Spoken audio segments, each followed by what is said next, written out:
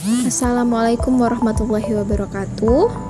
Di sini kami akan mempresentasikan hasil jawaban dari demonstrasi kontekstual topik 2 pembelajaran sosial emosional yang beranggotakan Erlinda Kartika Putri, Noviela Nuning Hendriati, dan Siti Nurindah Maulida. Apa tantangan bagi guru untuk menjadi contoh atau teladan khususnya dalam hal sosial emosional? Guru memiliki tanggung jawab untuk memberi contoh dengan berkelakuan baik dan menyebarkan energi baik kepada peserta didik agar dapat dicontoh oleh peserta didik. Guru harus melihat keterlibatan peserta didik dalam pembelajaran tidak hanya jasmani tetapi juga psikologis. Guru menjaga tingkah laku dan perbuatannya karena setiap tingkah laku dan perbuatan tersebut dapat dicontoh oleh peserta didik. Guru harus memaknai kegiatan belajar dari setiap proses bukan hanya dari hasil yang didapatkan peserta didik dengan menentukan pemahaman bermakna yang tepat. Guru harus belajar lebih agar bisa mengembangkan potensi peserta didik. Guru harus bisa memberikan pembelajaran yang memenuhi kebutuhan peserta didiknya berdasarkan karakteristik masing-masing peserta didik. Guru memiliki keterbatasan diri sehingga tidak dapat menjangkau lebih dalam dan hanya sebagai contoh atau teladan. Guru harus mampu mengambil keputusan dalam melaksanakan penilaian. Selanjutnya yaitu kasus yang ada berkaitan dengan hal di atas berdasarkan pada pengalaman Anda mengamati proses belajar mengajar yang pernah Anda ikuti. Kasus yang berkaitan dengan hal di atas berdasarkan pengalaman saya adalah guru mengalami kesulitan mengelola peserta didik yang terkadang sangat sulit untuk dikendalikan. Guru merasa kesulitan memahami emosi dan perasaan yang dilakukan peserta didik. Guru belum bisa mengontrol emosi ketika melaksanakan pembelajaran terdapat peserta didik yang sulit dikendalikan. Guru memiliki keterbatasan pengetahuan sehingga sulit untuk mengakomodasi semua kebutuhan peserta didik. Guru yang bersikap tegas sering disebut galak. Hal tersebut menyebabkan peserta didik memiliki kekhawatiran dan kurang nyaman saat. Selanjutnya yaitu bagaimana sekolah bisa mendukung pembelajaran sosial emosional. Apa saja tantangan bagi sekolah? Sekolah dapat mendukung pembelajaran sosial emosional dengan cara menyediakan sarana dan prasarana yang mendukung pembelajaran. Menyediakan ekstrakurikuler yang beragam untuk memenuhi kebutuhan pengembangan bakat peserta didik, memfasilitasi guru untuk mengikuti webinar dan pelatihan tentang KSE, membudayakan kegiatan yang mendukung terlaksananya pembelajaran sosial emosional, seperti sholat duha berjamaah, dan seluruh warga di lingkungan sekolah harus mampu dan berperan aktif dalam menciptakan lingkungan yang nyaman, sehingga anak mampu menyerap dan mengimplementasikan nilai-nilai yang telah didapatkan di lingkungan sekolah. Beberapa tantangan dalam melakukan pembelajaran yang berbasis sosial emosional di sekolah yaitu yang pertama, pengadaan sarana dan prasarana membutuhkan biaya yang banyak. Yang kedua, keterbatasan fasilitas dan kemampuan sekolah menyediakan ekstrakurikuler yang beragam. Yang ketiga, keterbatasan kemampuan guru dalam memahami KSE. Kesulitan mencari informasi tentang pelatihan KSE dan perlunya konsistensi menerapkan kegiatan berbasis KSE. Untuk pertanyaan selanjutnya yaitu apakah karakteristik peserta didik bisa mempengaruhi penerapan pembelajaran sosial emosional?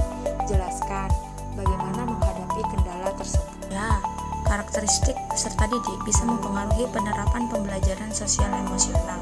Hal tersebut dikarenakan dalam menerapkan pembelajaran sosial emosional, guru perlu mengetahui karakteristik peserta didik. Karakteristik peserta didik tersebut akan digunakan untuk menyusun pembelajaran dan untuk mengakomodasi kebutuhan peserta didik. Cara guru menghadapi kendala dalam penerapan pembelajaran sosial emosional dapat dilakukan dengan cara berikut. Yang pertama, membangun kedekatan emosional dengan peserta didik agar dapat mengetahui perkembangan sosial emosional yang terjadi pada peserta didik. Kedua, mengenali karakteristik peserta didik. Yang ketiga, membiasakan memberikan tugas yang harus dikerjakan berkelompok kepada peserta didik. Yang keempat, memberikan kesempatan kepada siswa untuk mengutarakan pendapat dan perasaannya selama proses pembelajaran. Yang yaitu membantu proses peserta didik mengetahui perasaan yang dimiliki dan cara menanganinya. Apa yang bisa Anda pelajari dari film tersebut berhubungan dengan guru yang menjadi agen perubahan? Dari film Laskar Pelangi tahun 2008, yang pertama yaitu Ibu Muslimah, guru mengapresiasi kreativitas yang dimiliki peserta didiknya dengan membentuk pribadi peserta didik yang mencintai belajar, baik itu yang bersifat ilmu pengetahuan maupun seni. Kemudian Bapak Harfan mendukung peserta didiknya di SD Muhammadiyah dengan mengikut sertakan mereka dalam perlombaan karnaval dan cerdas cermat di Belitung. Kemenangan perlombaan karnaval dan cerdas cermat itu membuktikan bahwa peserta didik SD Muhammadiyah juga memiliki kemampuan luar biasa yang bisa dibanggakan walaupun fasilitas sekolah yang dimiliki hanya seadanya. Dalam film Laskar Pelangi, guru digambarkan sebagai agen perubahan, di mana guru bisa mengubah pandangan masyarakat tentang SD Muhammadiyah yang awalnya diremehkan karena memiliki banyak kekurangan, tapi kemudian berhasil memiliki prestasi. Yang kedua yaitu Deadpot Society 1989. Mr. Keating melakukan pembelajaran di luar kelas dengan melakukan banyak aktivitas yang menyenangkan untuk diikuti sehingga peserta didik semangat dalam menerima pembelajaran. Mr. Keating sangat dekat dengan peserta didik karena Mr. Keating bisa memahami karakter peserta didiknya sehingga peserta didik merasa nyaman menceritakan hal apapun kepadanya. Dalam film ini, Mr. Keating dengan berani memilih metode yang berbeda dengan cara pengajaran yang sudah lama ada di sekolah, yang tujuannya agar pembelajaran menjadi menyenangkan dan peserta didik dapat menerima materi dengan mudah. Sekolah Rimba tahun 2013. Menjadi guru adalah panggilan jiwa, bukan hanya mengajar di dalam kelas, namun dimanapun dengan kondisi apapun. Pendidikan bukan hanya untuk kalangan daerah perkotaan, namun juga untuk wilayah tertinggal. Hubungan relasi dan sosial yang baik akan memudahkan kegiatan pembelajaran yang dilakukan. Selanjutnya yaitu apa yang bisa dipelajari dari film tersebut, lalu apa hubungannya dengan pembelajaran sosial emosional. Dalam film Laskar Pelangi yang bisa kita pelajari adalah keadaan yang sulit bukan menjadi penghalang belajar. Hal ini tergambar dari keadaan setiap peserta didik di SD Muhammadiyah bukanlah dari golongan yang berkecukupan. Ditambah dengan infrastruktur sekolah yang serba kekurangan dan bangunan sekolah yang sudah hampir roboh bukanlah menjadi halangan mereka untuk tetap belajar. Para guru juga mengajar dengan tulus dan ikhlas. Mereka tetap semangat mengajar meskipun peserta didiknya hanya berjumlah 10 orang. Empati dalam film Laskar Pelangi yaitu guru menyadari bahwa peserta didiknya berasal dari latar belakang yang beragam, serta memiliki kemampuan yang beragam. Guru juga menyadari akan kondisi sosial peserta didiknya dan lingkungannya, meskipun peserta didik berasal dari keluarga dan lingkungan yang kurang mampu, tetapi Ibu Muslimah sebagai guru tetap mau mengajar di SD Muhammadiyah. Sedangkan compassion-nya yaitu Ibu Muslimah menjadi agen perubahan dengan menggunakan metode yang bervariasi dan mengikut sertakan peserta didik untuk ikut lomba cerdas cermat dan karnaval. Selanjutnya yaitu mindfulness. Ibu Muslimah menolak untuk berhenti mengajar karena memiliki keinginan yang kuat menjadi guru, meskipun harus menghadapi banyak tantangan. Ibu Muslimah sangat bersemangat mengajar dan memang bercita-cita menjadi guru.